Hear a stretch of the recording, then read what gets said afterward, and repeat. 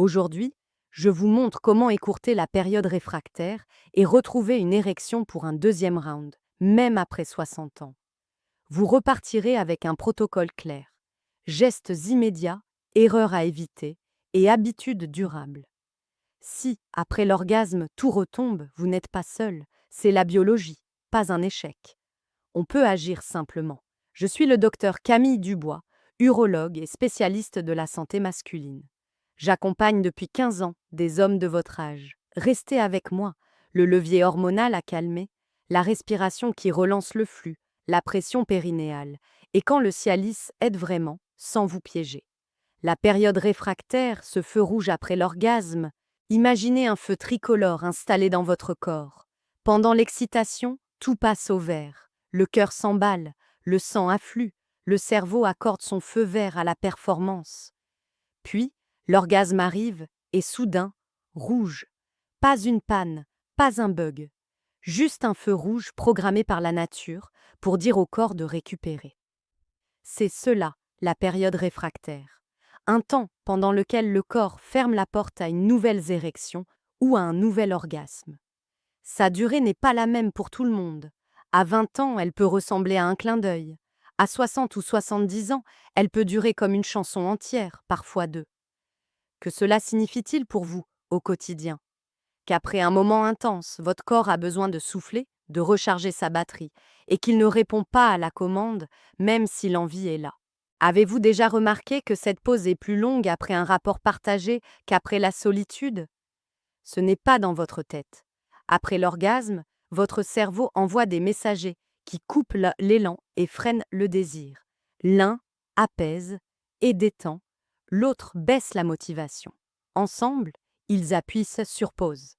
Avec un partenaire, ce frein peut être appuyé un peu plus fort, tout simplement parce que l'engagement du corps est plus grand, l'émotion plus riche, et le système décide de prolonger la récupération. Ce n'est ni une faute, ni une défaillance. C'est un mécanisme ancien, utile, protecteur. Mais utile ne veut pas dire immuable. Pourquoi est-ce important de le comprendre? Parce que le savoir change tout. Quand on sait qu'il y a un feu rouge normal, on arrête de s'accuser. On lâche la pression inutile. On anticipe mieux. On prend des décisions simples qui raccourcissent toute l'attente. On se prépare. On respire. On nourrit le corps comme il faut.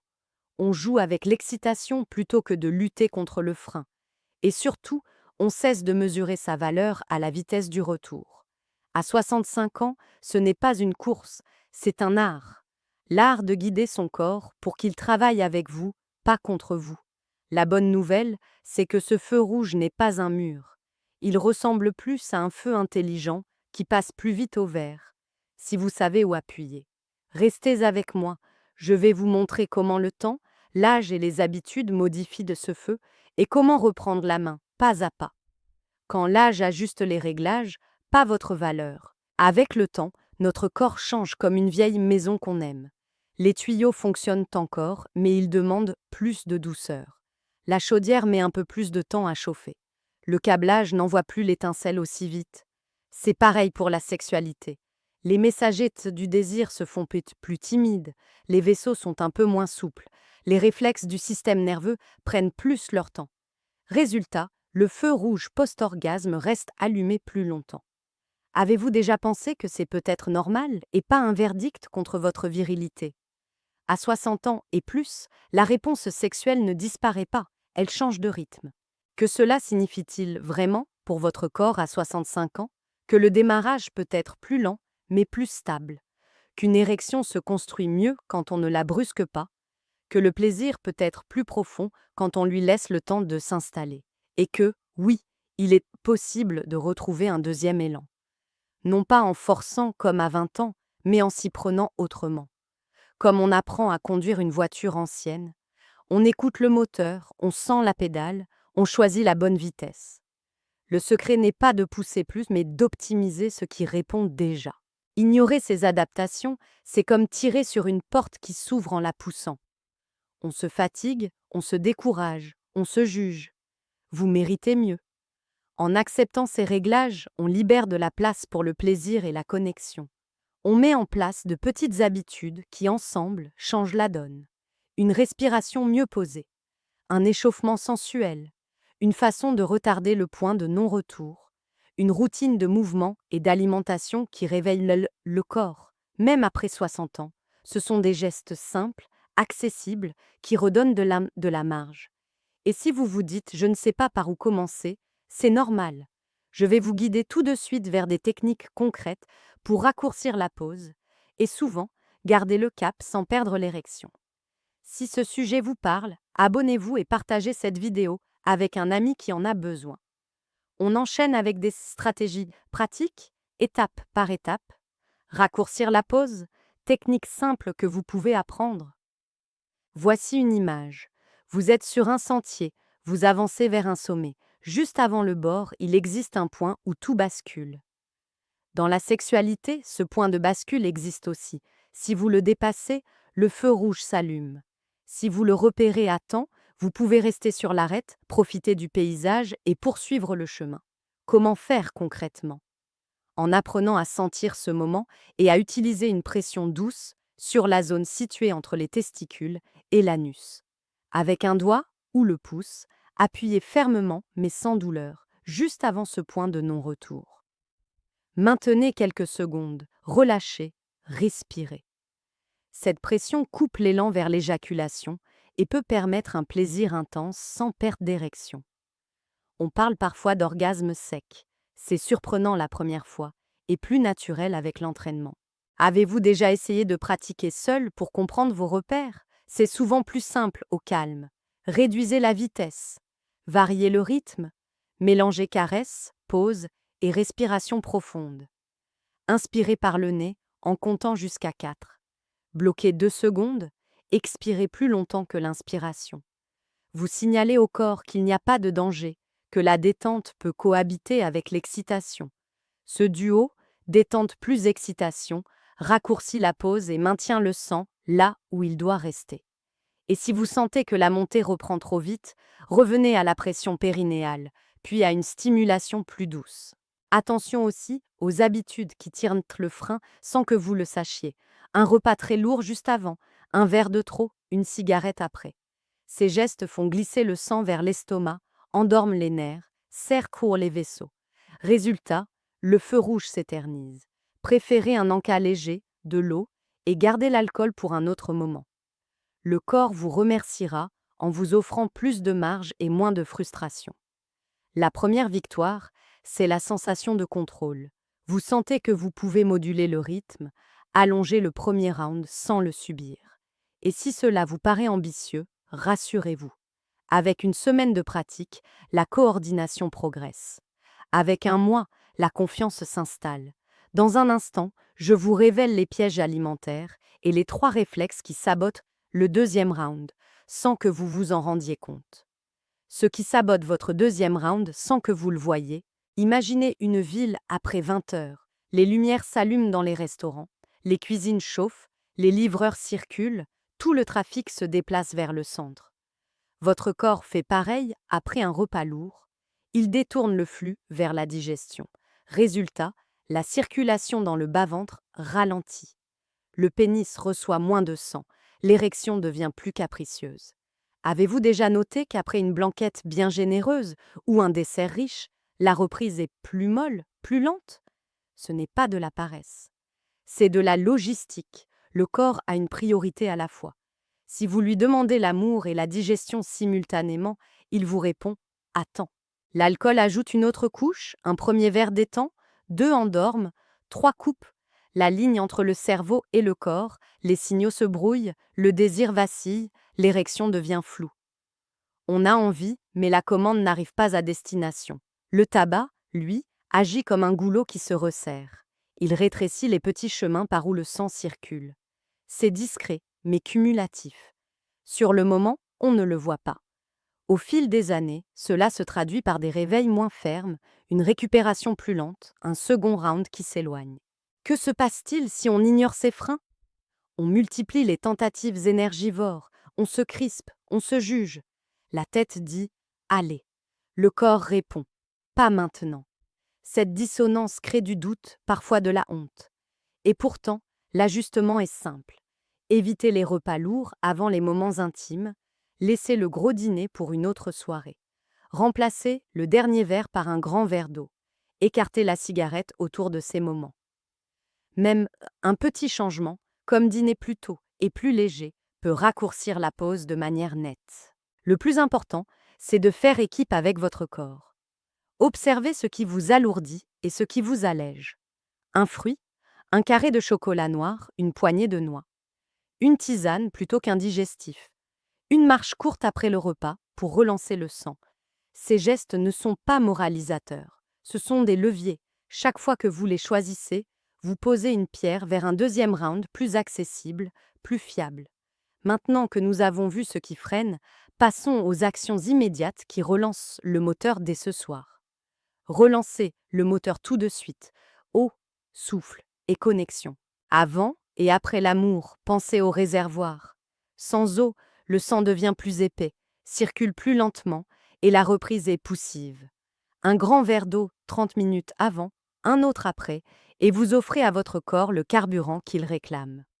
Avez-vous déjà essayé de respirer plus profond au lieu de forcer? Posez une main sur le ventre. Inspirez jusqu'à sentir la main se soulever. Marquez une courte pause. Soufflez longtemps, comme si vous repoussiez une bougie sans l'éteindre. Répétez 3 fois.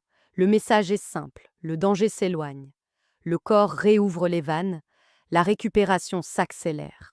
La connexion avec votre partenaire est un autre accélérateur discret. Quand vous gardez les caresses, les baisers, la proximité peau contre peau, le cerveau reste en mode « oui ». La tendresse maintient la chaleur. Elle envoie des signaux qui contournent le frein mis par la pause post-orgasme. Après quelques minutes, introduisez une nouveauté légère, une position différente, un rythme inattendu, une stimulation ailleurs. La curiosité est un antidote puissant à la chute d'élan. Avez-vous remarqué comme un simple changement de contact ravive la flamme? Ce n'est pas un hasard, c'est un raccourci vers le vert. Si vous sentez que l'érection revient, ne brûlez pas les étapes, reprenez doucement. Laissez le corps monter en pression sans précipiter la fin. Si vous sentez que le point de bascule approche trop vite, utilisez la pression périnéale à prise. Respirez. Et surtout, gardez la conversation légère. Un regard complice, un sourire. Le plaisir n'aime pas la performance. Quand la pression tombe, le corps coopère. Et si la reprise tarde, ne vous fâchez pas. Étirez le moment. Offrez un plaisir qui ne dépend pas de votre dureté. Le paradoxe, c'est que ce lâcher-prise réveille souvent l'érection quand on ne l'attend plus. La confiance, c'est un muscle qui se renforce à chaque expérience positive. Tout de suite après, je vous montre comment préparer le terrain sur le long cours pour que ces résultats deviennent votre nouvelle normalité. Bâtir un terrain fertile, alimentation, mouvement, muscles profonds, votre érection est une histoire de circulation. Pour que les routes restent ouvertes, le corps a besoin de bons matériaux. Pensez aux feuilles vertes, aux betteraves, aux baies, aux graines, aux noix, au chocolat noir. Ces aliments aident les vaisseaux à se détendre et laissent le sang glisser plus facilement. Un jus de betterave avant une soirée, une salade de roquettes, une poignée d'amandes, quelques carrés de chocolat noir. Ce ne sont pas des gadgets. Ce sont des briques qui, jour après jour, rendent les chemins plus souples. Avez-vous déjà testé une semaine entière avec un légume vert à chaque repas? Observez ce que cela change le matin et le soir. Le mouvement est l'autre pilier. Pas besoin de se transformer en athlète. 30 minutes de marche rapide, de vélo doux ou de nage, 5 jours par semaine. Le cœur pompe mieux, les artères sourient, le souffle s'allonge. Et au lit, vous tenez plus longtemps avec un retour plus rapide. Imaginez votre corps comme une pompe d'arrosage. Si la pompe est entretenue, la pression arrive sans attendre. Si elle rouille, l'eau coule en retard. Avez-vous un parc, un chemin, un tapis chez vous? Fixez un rendez-vous avec vous-même. 3 chansons le matin, 3 le soir. Les résultats s'additionnent. Enfin, parlons de vos muscles profonds, ceux qui soutiennent le bassin et aident à garder le sang dans le pénis. Vous les connaissez déjà. C'est le muscle qui stoppe l'urine. Contractez-le sans serrer les fesses ni bloquer la respiration. Tenez 3 à 5 secondes. Relâchez, répétez 10 à 15 fois, 3 séries par jour. Au début, on les sent mal. Après une semaine, on sent une petite tenue en plus. Après un mois, une différence nette. Faites-le au feu rouge, sous la douche, avant de dormir. Discret, efficace. C'est votre ceinture lombaire du plaisir. Ne sous-estimez pas la puissance des routines simples. Un panier de courses intelligent, un quart d'heure de marche après le déjeuner. Quelques contractions pendant que le café coule. Vous n'empilez pas des efforts. Vous construisez une base. Avec cette base, les techniques immédiates fonctionnent au mieux, plus souvent, plus longtemps. Dans la suite, nous allons parler d'un allié souvent oublié, la nuit et le calme intérieur, vos plus grands amplificateurs naturels. Dormir profond, calmer le mental, vos amplificateurs cachés. Avez-vous remarqué que les matins après une bonne nuit, tout paraît plus facile? Le désir revient plus naturellement. L'humeur est plus légère. La réactivité du corps est meilleure. Ce n'est pas un hasard. La nuit, votre organisme recharge ses batteries. C'est là qu'il produit une bonne part de l'élan qui supporte le désir, la vitalité, la récupération. Sans ce sommeil profond, le jour ressemble à une course avec le frein à main. L'érection demande plus d'efforts. La pause après l'orgasme s'allonge. Le deuxième round devient lointain. Alors, comment protéger vos nuits? Coupez les écrans plus tôt. Rafraîchissez la chambre. Dîner léger. Une routine simple à heures régulières. Le corps adore la régularité. Parlons maintenant du stress. Il agit comme un chef qui crie dans une cuisine déjà pleine. Plus il crie, plus l'équipe se fige. Les hormones du stress certes vos vannes. Elles disent au corps de se mettre en mode survie, pas en mode plaisir. Avez-vous déjà essayé de respirer 3 fois lentement quand l'esprit s'emballe, ou de marcher 10 minutes quand la tête chauffe? La méditation n'a pas besoin d'être mystique. Asseyez-vous, fermez les yeux, comptez vos respirations jusqu'à 10. Recommencez. 2 minutes suffisent pour envoyer un signal de paix. Le yoga, l'étirement, la prière, le jardinage. Trouvez votre clé. Le but n'est pas d'effacer les soucis, c'est d'apprendre à tourner le volume. Ignorer le sommeil et le stress, c'est laisser des fuites invisibles dans votre réservoir. Vous remplissez d'un côté, ça coule de l'autre. En les prenant au sérieux, vous transformez l'arrière-plan. Vous gagnez une base solide. La période réfractaire se raccourcit parce que votre corps n'est plus en alerte constante. Vous serez surpris de voir à quel point des nuits mieux construites et des journées plus calmes réveillant une réactivité que vous croyiez perdue. Si, malgré tout, la reprise reste trop difficile ou trop rare, il existe des aides médicales sûres et efficaces. Et c'est précisément ce que nous allons explorer maintenant, avec clarté et prudence. Quand demander un coup de pouce médical et lequel, parfois, même avec de bonnes habitudes, le corps a besoin d'un renfort. C'est là que certaines pilules peuvent aider. Leur rôle est simple. Elles ouvrent les routes pour que le sang arrive plus facilement, même après un premier orgasme. Certaines agissent vite et pendant quelques heures. D'autres, plus longues, couvrent une journée entière et plus. L'intérêt pour un deuxième round, c'est qu'elles restent actives et facilitent la reprise quand l'envie revient. Avez-vous déjà pensé à en parler calmement avec votre médecin? Un échange de 20 minutes peut changer beaucoup, surtout pour choisir le bon produit, la bonne dose, et vérifier que c'est compatible avec votre santé et vos traitements en cours. Et si ces options ne suffisent pas, il existe d'autres chemins, des solutions locales, utilisées juste avant le rapport. Ou, si un manque d'élan est confirmé, un traitement qui remonte le niveau des messagers du désir. Rien de tout cela ne doit être improvisé. Un bilan simple, quelques prises de sang, un suivi régulier. Le but n'est pas de vous médicaliser, c'est de personnaliser l'aide. Quand l'outil est bien choisi, il devient discret. Il s'intègre à votre intimité au lieu de la diriger. Et surtout, il redonne de la confiance. Vous savez que le corps va suivre. L'esprit lâche prise. Le plaisir circule. Je vous le dis avec respect et expérience. Demander de l'aide n'enlève rien à votre virilité. Au contraire. C'est une décision de capitaine. Vous prenez la barre. Vous refusez de subir. Vous construisez un plan où le corps, l'esprit et, si besoin, la médecine travaillant ensemble. Et vous le faites en sécurité, sans risques inutiles, sans recettes hasardeuses. Dans un instant, je récapitule l'essentiel et je vous montre comment tout assembler pour retrouver un deuxième round fiable, apaisé et joyeux. Transformer l'attente en plaisir, le plan simple et durable. Retenez ceci, la période réfractaire n'est pas un ennemi, c'est un feu de signalisation. Avec l'âge, il reste plus longtemps au rouge. Mais vous avez des leviers. Respiration plus lente, hydratation fidèle, caresse qui continue au lieu de s'arrêter net. Pression périnéale au bon moment pour rester sur l'arête sans basculer trop tôt. Alimentation qui assouplit les routes. Mouvement qui relance la pompe. Muscles profonds qui tiennent la pression. Nuit qui recharge. Calme intérieur qui ouvre les vannes. Et, si besoin, un appui médical bien choisi. Chaque levier compte un peu. Ensemble, ils comptent beaucoup. Avez-vous remarqué à quel point la pression de performance vole le plaisir? La sexualité, après 60 ans, gagne à changer de boussole.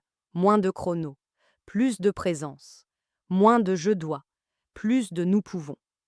Quand la connexion affective devient le cœur du moment, la dureté revient plus souvent et paradoxalement plus facilement.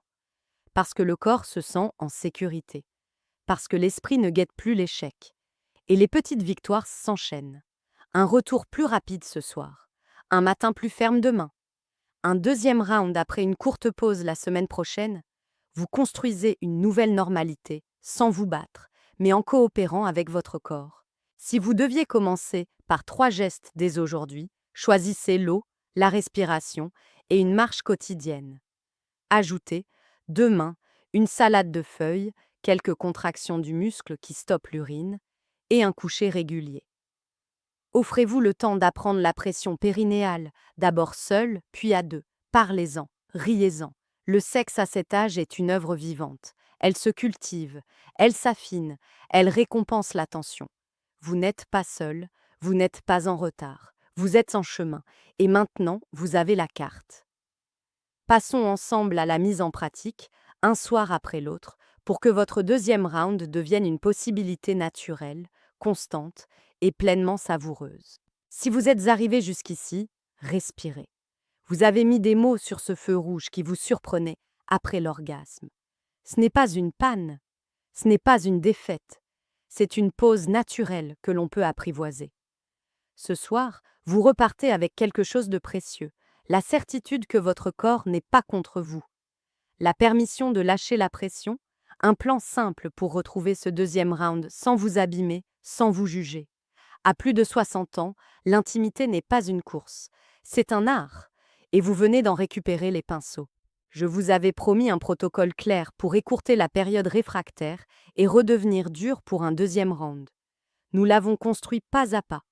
Comprendre le feu rouge, éviter ce qui le prolonge, boire de l'eau, respirer plus long, garder les caresses et la chaleur du contact, tester la pression périnéale au bon moment, alléger le repas et repousser l'alcool, nourrir les vaisseaux avec des feuilles, des baies, de la betterave, un peu de chocolat noir.